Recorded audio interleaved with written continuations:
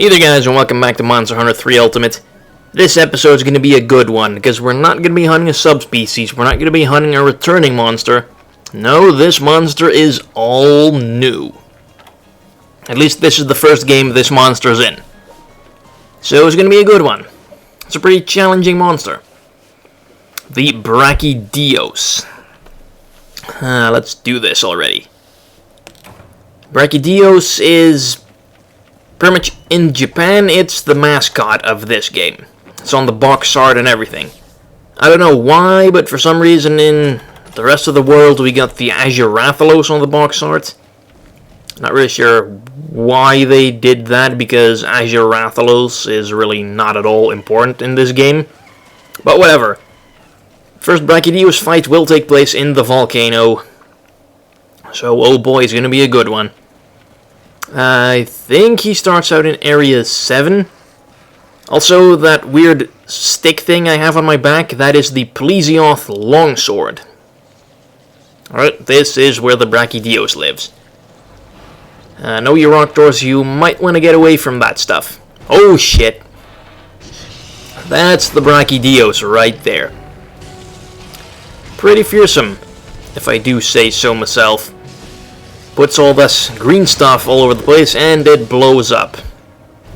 Yeah, quite nasty. And then he licks his arms and he replenishes it. So yeah, that's what we're gonna go up against. I must say, when I first fought this guy, he was actually smaller than I expected him to be. So I guess that's a good thing. Yo, I'm over here. Paintball on him, not sure why, because he doesn't fly, he doesn't dig. He just walks away, kinda. Anyway, Brachydios is a brute wyvern, like Baroth and Uragan and Devil Joe. However, unlike most other brute wyverns, he is not at all about charging, he's more about punching the crap out of anything. Also, he has this new effect that he will dish out with pretty much every move he does. It's called Slime Blight. And what it does is it's on you, and after a certain amount of time it blows up, doing pretty much quite a lot of damage. So you do not, and I repeat, do not want to get hit by him, because it will mess you up. Luckily, you can get rid of it the same way you do get rid of Fire Blight, which is just roll around a couple times. But that's not always a very viable option if the monster's on your ass. So yeah. Be careful against this guy, because he is challenging. In fact, I would probably say he's one of the hardest monsters in the game. And here I am taking him on without a blocking weapon. Might be foolish, might be foolhardy, I don't know. Whatever it is, I'm gonna be doing it. I must say the Plesioth Longsword is pretty cool looking. Like this sort of scythe thing, and the blade kind of folds in when you sheath it. That's pretty cool. Also need to heal. This guy's kicking my ass. Still wearing the Volvodon high rank armor. Pretty good against this guy with extra evasion and extra attack. Hopefully I can kill him in a decent time. So yeah, when he punches the ground he leaves behind these slime puddles that eventually explode. Obviously you should stay away from those. And I'm not sure whether he takes damage from those as well, or whether he's immune to that completely. Would make sense, because, you know, most monsters are immune to whatever they're dishing out, or at least severely resistant to it. Oh no. Ooh, dodge the roar. Awesome. That's also a lot easier if you have evasion plus... Oh crap, punch me in the face. So, exactly what is this explosive slime crap? Well, if his bio is anything to go by, then I believe that it is some sort of parasite or some sort of mold that's pretty much highly volatile and eventually explodes, and he apparently coats his arms and his head with it, and he does all sorts of crap. When he enters rage mode, his arms and horn will glow a little more yellowish, and then pretty much all of his attacks will, instead of placing a puddle of slime on the ground, they will just immediately explode. Oh shit. Ah, Kayamba was inflicted with Slime Blight. Yes, they can also inflict that on Cha-Cha and Kayamba, obviously, turning them into essentially little time bombs. So you want to keep them as far away from you as possible during this fight, or they will screw you over. Anyway, he runs away to Area 8, so let's follow him, pursue him, beat his ass. Alright. And thank goodness Brachydios does not have a subspecies in this game. Hell, in fact, I don't think he has any subspecies, just period. Even though I can definitely think of possible subspecies for this guy. Like, how about a Brachydios that inflicts or puts down like poison instead of explosive slime? Sure, there's plenty of poison monsters already, but I'm pretty sure it would be quite a pain. Especially if he can place like a lot more puddles down at once, just turning the entire map into a poisonous minefield or something. That would be pretty cool. But his color scheme is also, I must say, beautiful.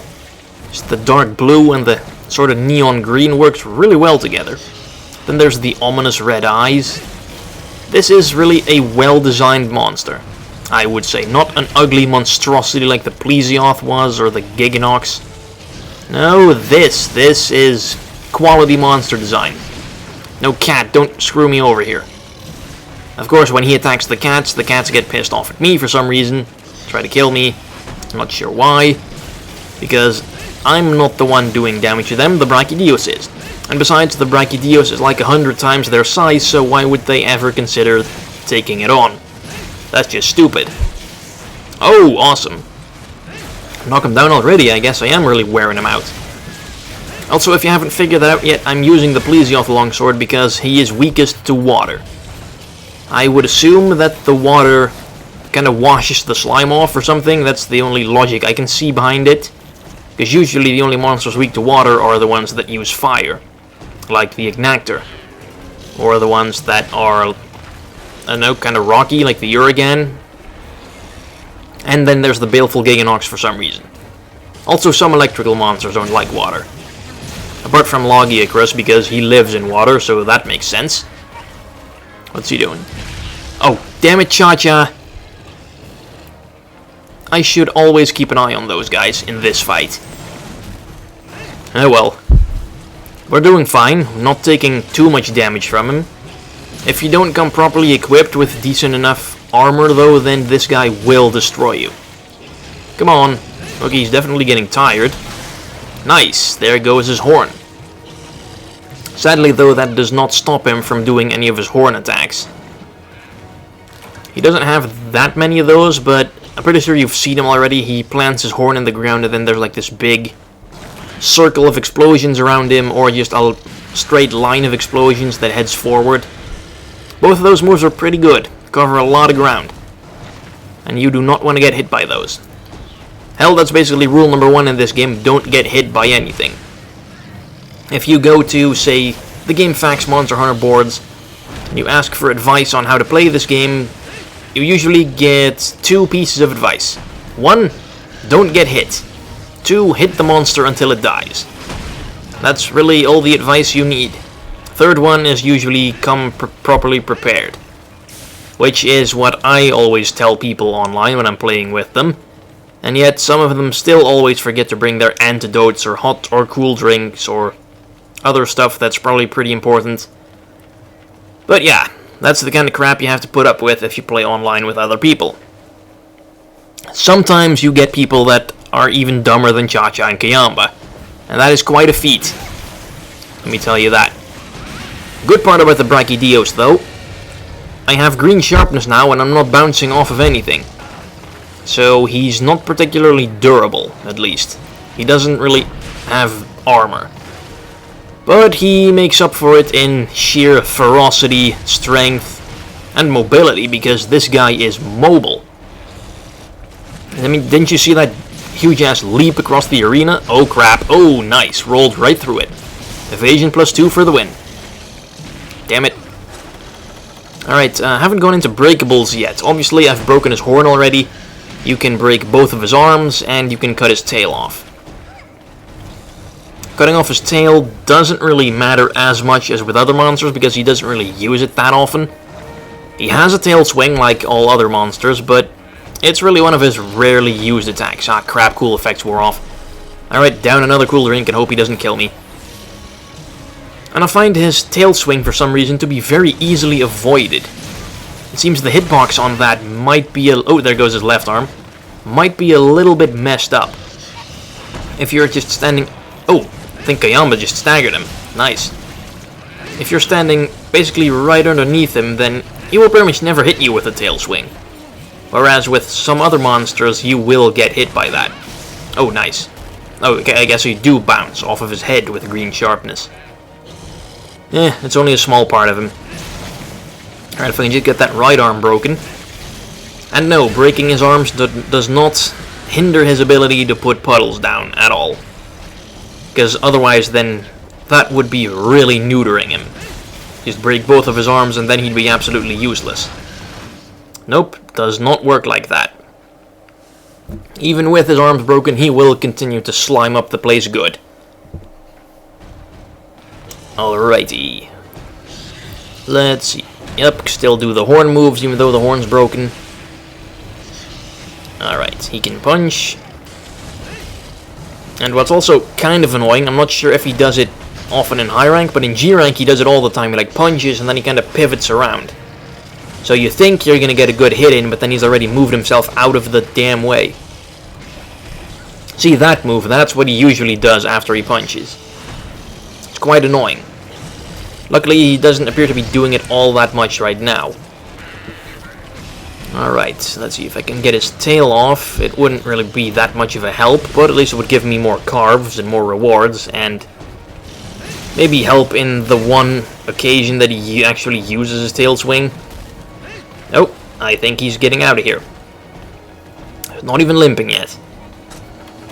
Don't expect him to die quickly, by the way. Because he does have a fair amount of hit points. And, oh, I thought he was going to prey on some Renoplos or something, but I guess not. Also, this guy is the freaking apex predator of the volcano. You'd expect it to be like the Agnactor or the Rathalos or something, but nope, it's this guy.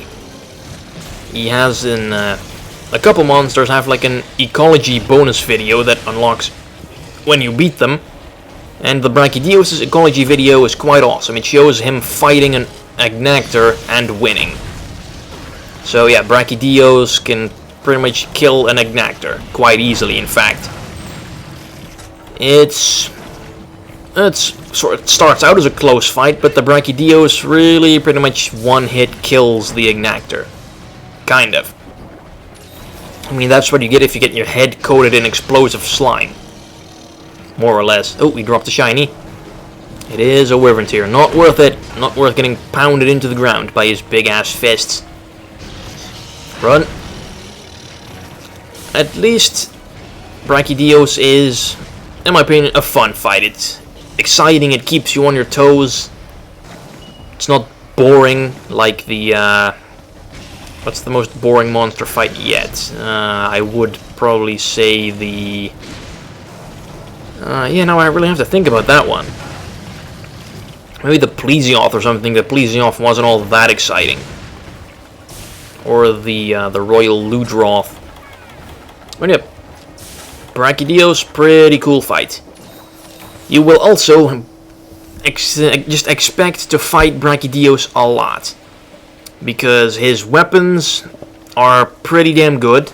His weapons also have the Slime Blight status, so you can kind of use his weaponry, or his methods, and they're really quite effective against other monsters.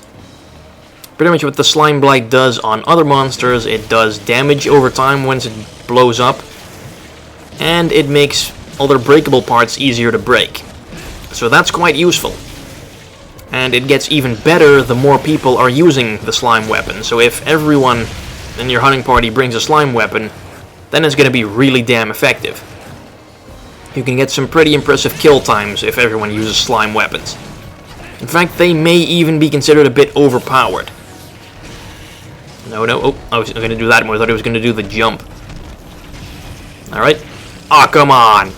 Dodge all the punches, get hit by the tail swing. Bullcrap. But yeah, slime weapons are also my weapons of choice when you have to do multiple monster quests, which are pretty much quests with multiple monsters in them, no shit. And usually, most of these multiple monster quests have monsters in them whose resistances and weaknesses vary greatly. If you're, for example, I think there's one that has you going after a Duramboros, a Zinogre, and an Azurathalos, or something. It's a pretty challenging one. 3 pretty impressive monsters. Duramboros is weakest to fire, Zinogre is weakest to water, and Azurathalos is weakest to thunder, I think. And I'm pretty sure Zinogre and Duramboros don't give a crap about thunder, Azurathalos doesn't give a crap about fire, and Duramboros also doesn't give a crap about water, I think. So yeah, what are you gonna do? You can perhaps bring a poison weapon or a paralysis weapon, but those are not really gonna be that useful in the long run. No, instead what you should do is bring a slime weapon, because pretty much all monsters are quite weak to slime. The only one who doesn't really care about it that much is, surprise surprise, Brachydios himself. Because, you know, he uses it, so why would he be weak to it? He knows how to handle it. And of course he's built up a resistance because, you know, he's not blowing his own arms off all the time. That would be quite awesome, though. Just have him punch something and bloody chunks of his arm come flying off. That'd be great. Speaking of creatures that have some rather unusual attacking methods, I saw on National Geographic Channel a couple days ago this documentary about, I think, Australian wildlife or something. There was this really tiny lizard. It was like all spiky, and you never guess what it does to deter predators from attacking it. It squirts blood from its eyes. Yes, you heard that correctly. It kind of like closes its eyes and then kind of shoots like a little tiny squirt. Oh, nice. Did Cha-Cha just cut his tail off? Wow, Cha-Cha. I am impressed. But yeah, back to the lizard. The lizard kind of closes his eyes and then kind of pops a blood vessel or something. And he just squirts this spray of blood out of his eye onto the attacker's face. The attacker, logically, is completely weirded out by this and generally chooses to run. Also because I think there were like anti-predator pheromones in it or something that deters predators. I don't know. But yeah, now I want such a creature in Monster Hunter, like a giant ass spiky lizard that attacks by squirting rays of blood from its eyes. That would be awesome. Capcom, make that happen for Monster Hunter 5. That's gonna be so good. And hell, why does Australia have such insane wildlife anyway? I know that's because it's a big-ass island and it's just like centuries, hell, millennia, perhaps millions of years of isolated evolution. But why don't we have any cool creatures like that on other island places like Madagascar? Or... oh, there goes another arm. Other remote areas.